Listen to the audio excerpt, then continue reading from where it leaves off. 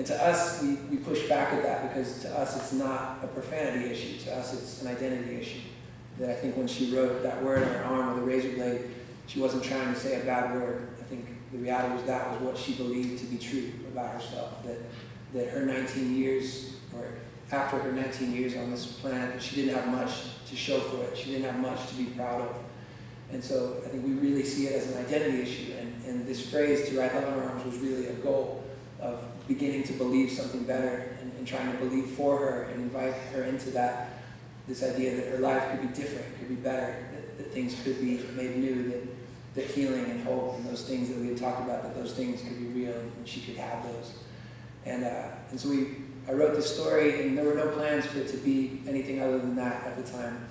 And and then basically we realized that her treatment was going to cost money, and her family didn't have a lot of money, and we wanted to do something to meet the practical need, the financial need. And I was at a Coldplay show. It's basically 15,000 people at a Coldplay show in Orlando. And this was a couple days after she'd had her treatment. I think there's something about being in a room with 15,000 people and singing Yellow and singing Fix You. And you just start to get these good ideas, or these big ideas, and you basically want to be Chris Martin. And so that totally happened that night. I was like, we're going to print these t-shirts, and they're going to be black and white. And it was right after Walk the Line. And so Coldplay was wearing black with white shoes at the time. Maybe not everyone noticed that as much as I did, but that was the case. And Johnny Cash said, he wore black because black was the honest color. Black was the place that most people lived. And so there was this sense that, okay, the t-shirts are going to be black for those reasons. And we put this funny title on the t-shirt over here, and it would just be kind of this weird billboard that was hopefully creative and cool. And so I had the idea that we're going to print these t-shirts and we're going to sell them, and we're going to try to raise money for Renee's treatment. And we ordered what felt like this astronomical number. We ordered 200 t-shirts, and we were really afraid, like, what if they don't sell? And then we made a MySpace page to try to give it a home. We wanted people to find the story. We wanted people to be encouraged by it. We wanted maybe people to have access to the t-shirts as well. And then kind of a funny thing happened. And I was at a sold-out Switchfoot show in South Florida at a college called Florida Atlantic University. And I think 3,000 people there that night. And I've known the Switchfoot guys for a long time, for probably going on 8 years, and they're really dear friends. I would say John is really a hero of mine, and it's an amazing thing that he's become a friend as well. Any Switchfoot friends? Yeah.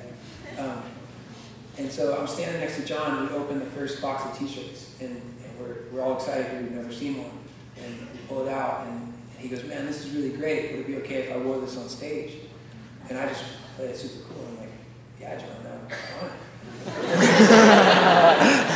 So he puts it on and goes out and plays a show, and halfway through the set, in between songs, he says, "Hey, a buddy of mine is working on this project called To Write Love on Her Arms, and you can find more about it on the internet." And I felt like, dude, John, the internet is a big place, you need to narrow it down a bit. And it was like, oh man, like, better luck next time.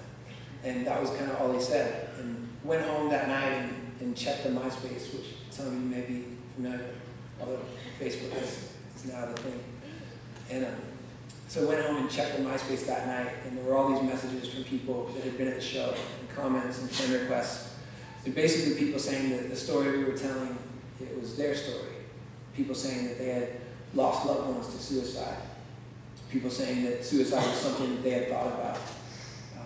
People saying that life had been hard. People said it in different ways. Some people said it was a season of sadness or a season of pain.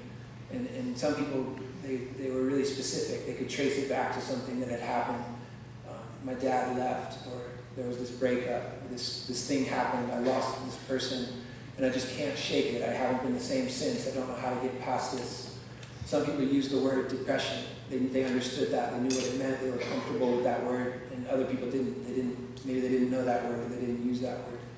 Some people wrote in on behalf of loved ones and said, you know what, there's someone I love, and I want to help them, but I don't know how. Other people said, I want to help them, but I don't think they want my help. Or, you know what, I'm sure they don't want my help.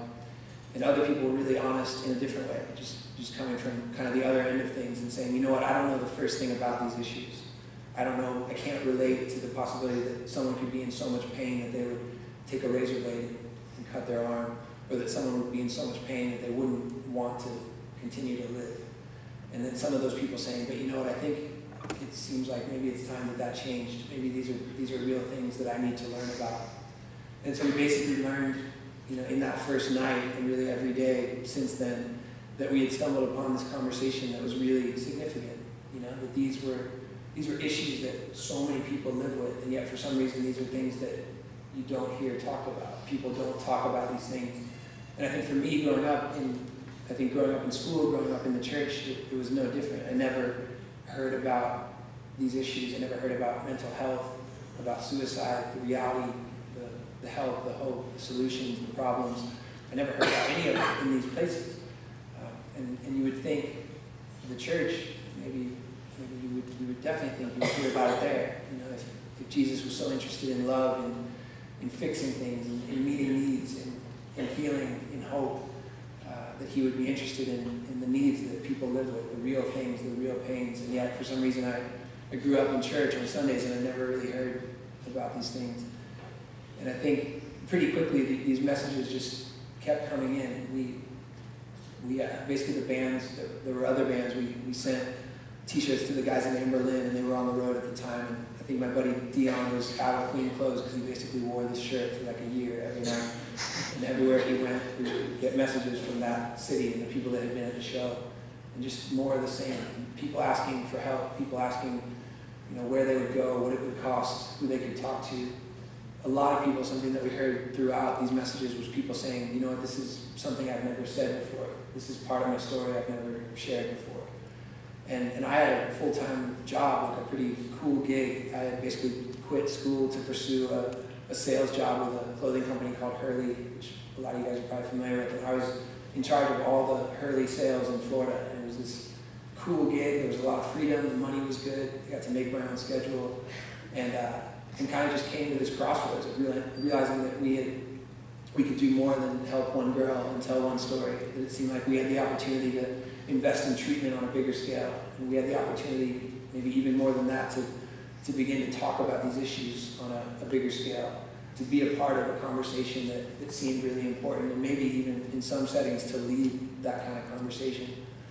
And it was, I think it was a really difficult decision, but just there was this sense that, man, what would it look like to get to bring your heart to work every day? What would it look like to live with a sense of purpose and to actually do something that maybe saw lives change or introduced hope and help to people? And so I quit Hurley back then to pursue this full time, and didn't grow up wanting to run a nonprofit. I didn't grow up thinking that was something cool, and I think I would still say that today. And I think there's a lot of freedom in that, just in the sense that we haven't really read the rule book, so we don't really know how everything else looks, and we're not in a huge hurry to fit in the boxes that people love to create and say a nonprofit should talk this way and sound this way and look this way. And we just felt a sense of, let's just talk about these things, and let's just talk about pain in a way that's honest and hopeful, and let's talk about hope, and let's talk about help. We've learned a lot in the last 2.5 years. I think starting in America, we've learned that depression is something that affects 19 million people. That untreated depression is the leading cause of suicide. And for us in this room, and basically, this kind of represents the people that we hear from and the events that we get to be a part of, that suicide is the third leading cause of death.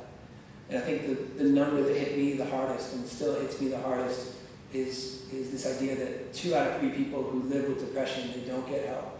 So if that's true, then that means the majority of people who live with depression, they walk through it alone. And I think it just points to the stigma. I think it points to the sense of shame and the sense of confusion that people just choose to walk through these things quietly, and they feel like this is something they can't talk about. And if you can't talk about the problem, then how are you going to find a solution, or how are you going to let other people become part of that? And so we've learned those are really difficult things to say, and yet we've learned that in the face of that hope is very real, and that help is very real. And now we hear every day from people that have given their lives to be part of the solution.